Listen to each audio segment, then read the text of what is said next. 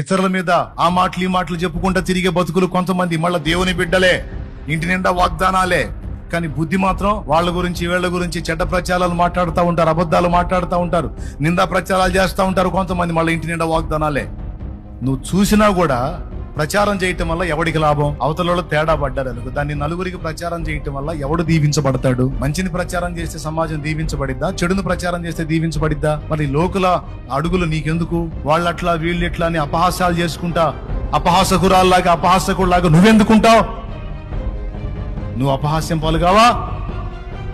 దేవుడు నిన్ను అలాగ అప్పగిస్తే ఖచ్చితంగా అప్పగించబడతావు. అది మంచిది కాదు, ఆ లక్షణమే మంచిది కాదు.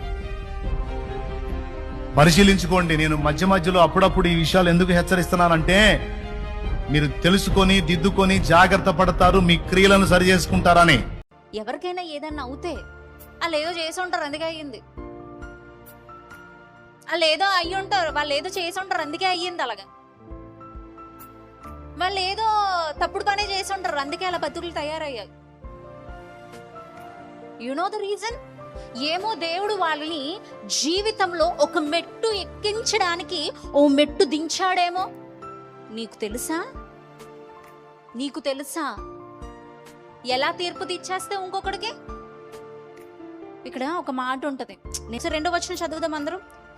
మీరు తీర్పు తీర్చు చెప్పుననే మిమ్మును గూర్చి.